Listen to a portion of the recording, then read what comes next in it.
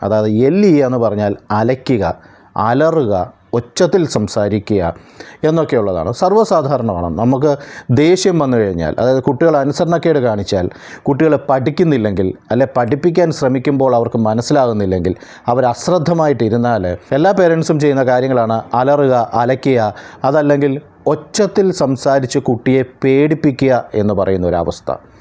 ഈ അവസ്ഥയിൽ നമ്മളിത് ചെയ്യുന്നത് ഒന്നെങ്കിൽ കുട്ടി നന്നായി പെരുമാറാനായിരിക്കാം, അതല്ലെങ്കിൽ പഠിക്കാനായിരിക്കാം, അതല്ലെങ്കിൽ ശ്രദ്ധിക്കാനായിരിക്കാം.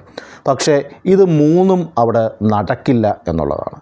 ചിലപ്പോൾ അനുസരിച്ചേക്കും, പക്ഷേ സ്വഭാവത്തിൽ മാറ്റം വരില്ല. കാരണം ഈ അലറുന്ന സമയത്ത് കുട്ടിയുടെ ബ്രെയിൻ വരുന്നത് ഒരു ത്രെട്ട് മോഡിലേക്കാണ്. ത്രെട്ട് മോഡിലേക്ക് വന്നു കഴിഞ്ഞാൽ പിന്നെ ആ കുട്ടിയുടെ ആ ലോജിക്കൽ ബ്രെയിൻ എന്ന് പറയുന്നത് വർക്ക് ചെയ്യത്തില്ല.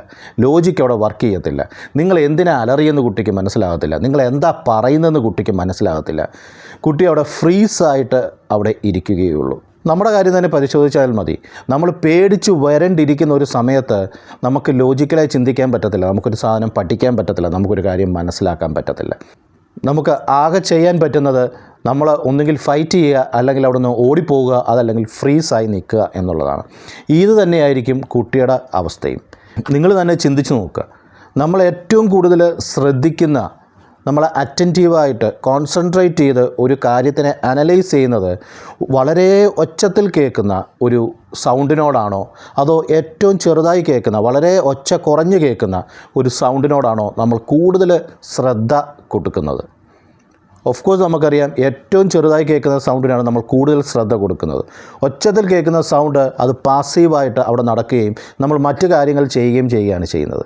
അലറുന്നതിന് പകരം ആ കുട്ടിയുടെ ലെവലിലേക്ക് നിങ്ങൾ വന്ന് ആ കുട്ടിയുടെ കണ്ണിലേക്ക് നോക്കി ഏറ്റവും ചെറിയ വോയിസിൽ, ഏറ്റവും താഴ്ന്ന സ്വരത്തിൽ ആ കുട്ടിയോട് കുട്ടിയുടെ കണ്ണിൽ നോക്കി പറയാനുള്ളത് പറയുക എന്നുള്ളതാണ്.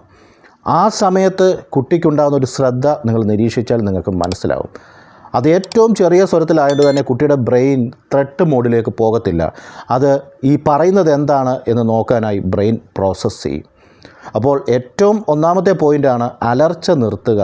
അലറിക്കൂവി പേടിപ്പിച്ച് കാര്യങ്ങൾ സാധിക്കാം എന്ന് ചിന്തിക്കുന്നുണ്ടെങ്കിൽ കുട്ടിയെ കൊണ്ട് പേടിപ്പിച്ച് ചില കാര്യങ്ങൾ ചെയ്യിക്കാതിരിക്കാം എന്നുള്ളതല്ലാതെ ആ കുട്ടിയുടെ ബിഹേവിയറിൽ പോസിറ്റീവായിട്ടുള്ള ചേഞ്ചസ് ഉണ്ടാവത്തില്ല. ആ കുട്ടിക്ക് ലേണിംഗ് എന്ന് പറയുന്ന സംഭവം ഉണ്ടാവത്തില്ല. അപ്പോൾ ബിഹേവിയർ ഫോർമേഷൻ ആണെങ്കിലും പഠിപ്പിക്കാനാണെങ്കിലും അലറുക എന്നുള്ള പരിപാടി നിർത്തുക.